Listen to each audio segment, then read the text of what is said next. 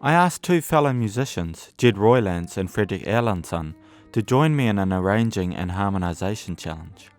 We had to arrange the melody of Easy Living for 3 trumpets, 2 trombones, 1 bass trombone, and acoustic bass. We weren't allowed to change the melody in any way, and we had to change at least 2 of the existing chords. Some of you have played along with the challenge already. If you'd like to join in, add these hashtags so we can check out your work. To provide some context, I asked Fredrik and Jed to answer a couple of questions about their work. Fredrik Erlandsson is a badass trumpet player and musician who lives on the Åland Islands in Finland. A link to his channel is in the description. Here is what Fredrik came up with. By the way, for reference, the chords down here are the chords that come with the lead sheet, not necessarily what Fredrik wrote.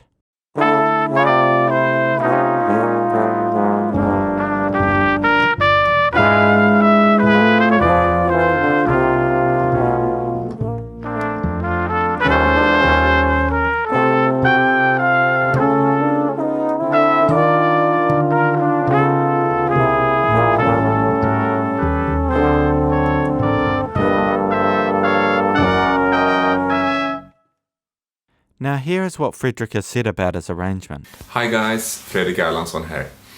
For this arrangement I was going for contrast and balance more than I was going for hip harmonizations or advanced chords.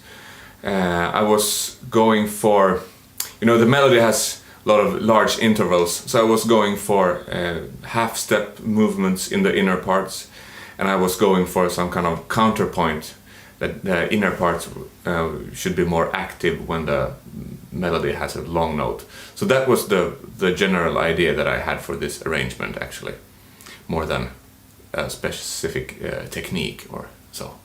You can hear there is lots of inner counterpoint in Fredrik's work. Right away in bar 1 he has some of the inner parts descending downwards. He highlights these melodies by marking them straight, so there isn't any swing feel. He does a similar thing in the second half of bar 5, except that the lines are rising. He contrasts the tessitura judiciously in bar 4, where he sets the trumpets off before the trombones enter with a nice low figure.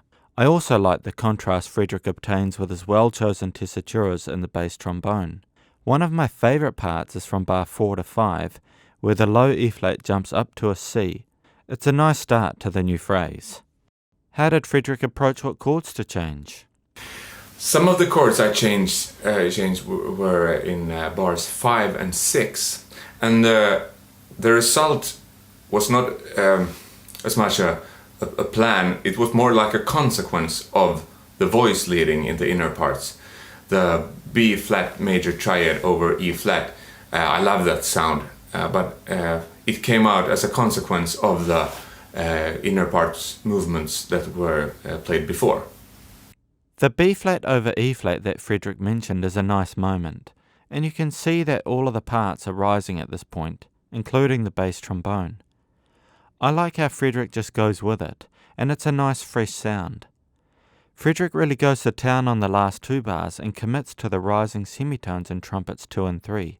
Sometimes they clash with the other notes, but it shows the power of voice leading as you don't really notice the dissonances.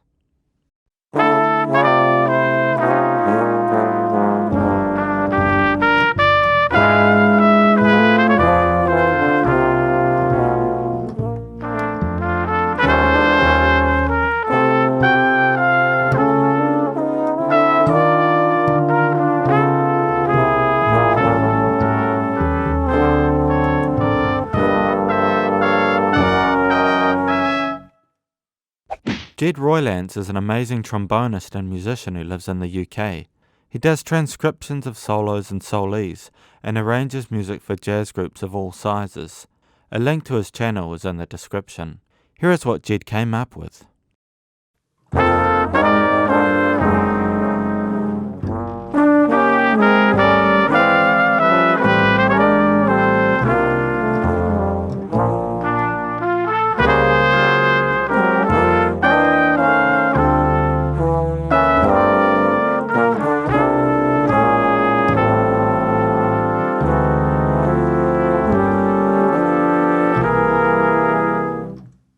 Now here is what Jed has said about his arrangement. Yeah, so my general approach to this piece was firstly kind of putting the original target chords in to get an idea of like the range for the instruments. And because it being quite a calm and mellow melody, I didn't want the instruments to stray too far from their range. So after I had a guideline of all the chords, I came to the bass trombone part to kind of make a kind of second melody where it would mostly use the root notes of the chord, but sometimes straying off the roots and also syncing up with the rhythm of the melody. The second bar where most of the instruments start on the D and spread out was inspired a lot by some pieces I've listened to recently. One is A Little Minor Blues by Willie Maiden, the trombone solo in there, and also an arrangement of Polka Dots and Moonbeams by Raphael Clem. They have some good moments where they all start on the same note and spread out. And also there are other couple moments where the instruments are playing the same notes. For example, in bar 4 in the trumpet parts, and also the second beat of bar 6 with all the horns. As I did this because I think sometimes it's nice to take a break from a bit of harmony sometimes, and there's nothing wrong with a bit of unison. At the end of the piece, a lot of the instruments are chromatically rising. I wanted some more movements in the final chords of the piece, as the melody is fairly static.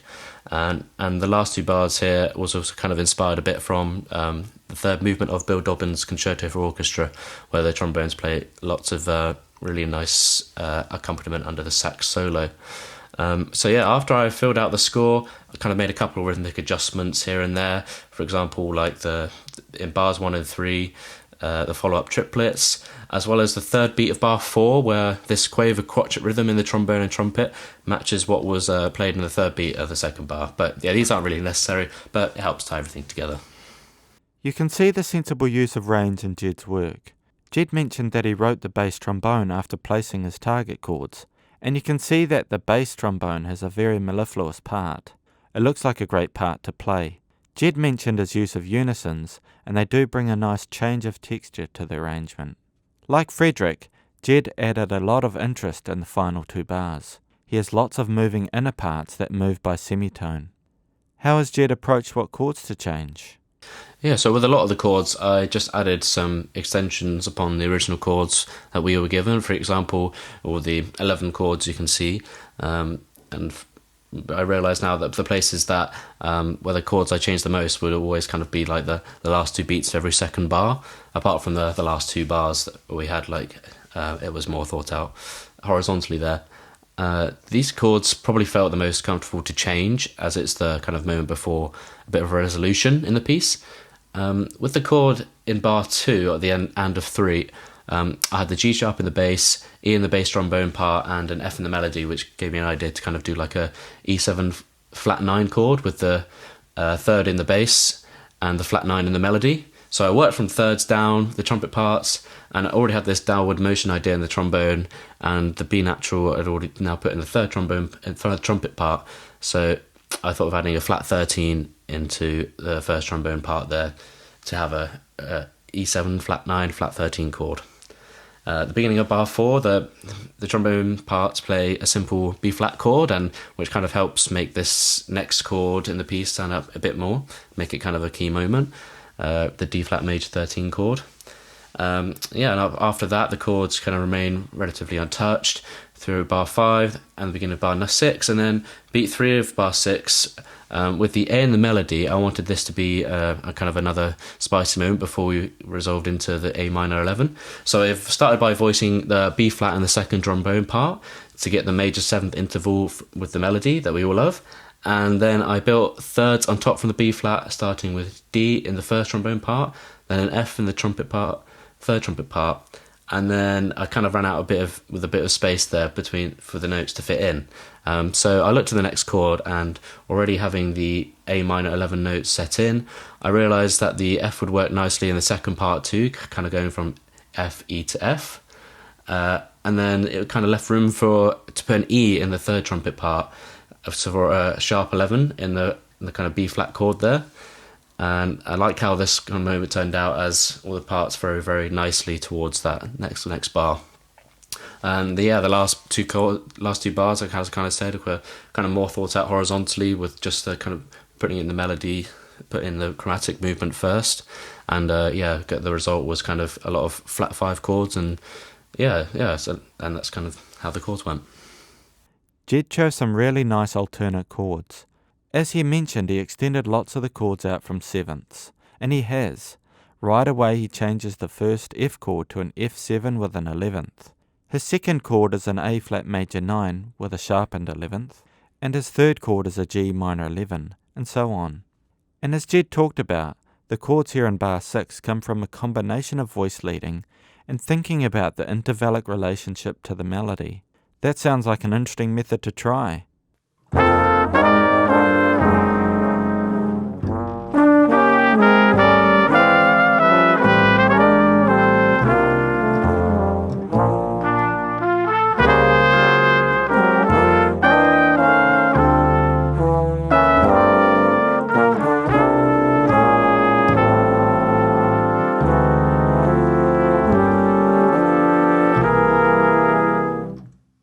So for my arrangement, I tried to write a swinging bass trombone line, and I utilised contrary motion in quite a few parts too for strength.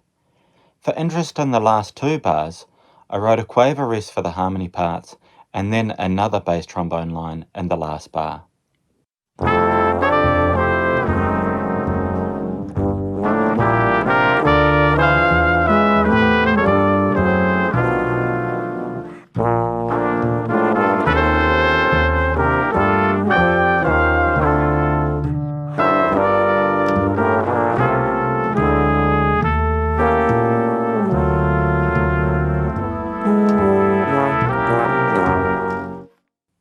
For the substitutions, I used a tritone, just like Fredrik did, going into the 4 chord.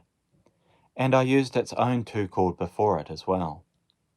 And like Jed, in bar 2, I changed the G sharp diminished for an E7. And that E7 led me to try an A minor 7 in the next bar instead of the written F over A, and I liked it a lot better. For the chords between the target chords, I used mostly diatonic and functional chords.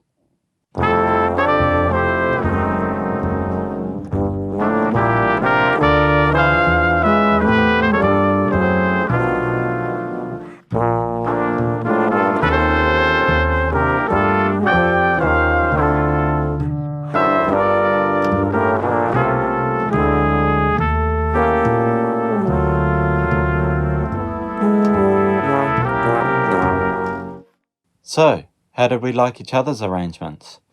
In Jed's arrangement, I really enjoyed the inner parts, the movements, the movement in the inner parts, really melodic, and it must have been also fun to play. It was really fun to hear all those things going on. The arrangement that Alex wrote was really elegant, really classy. It sounded very well balanced, really good arrangement. So yeah, I really enjoyed both the other arrangements that were done in this video, and I was quite surprised at how different they all were from each other, even though we were given the same set of rules. So yeah, with Fredrik's arrangement, I really enjoyed kind of the opening bar. So it kind of gives you this opening statement where there's all this close voicing going on, and the parts come in kind of separately from each other. I think it's really clever. I was a bit afraid of going too high with my trombone parts, and he really utilises the range of the trombone really well, because the E's and F's in the first part really add this kind of great floatiness to the arrangement, which I really like.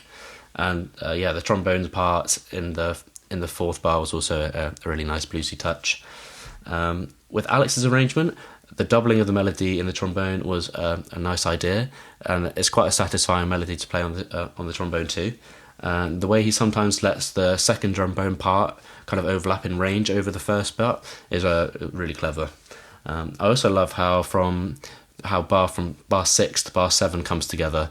So in beat 3 of the bar 6, the second trombone part plays this B flat to F sharp, and then the bass trombone part plays the B flat to F sharp in a different rhythm in the next bar, and there's just something about this repeated interval with the crunchy harmonies that you hear on top.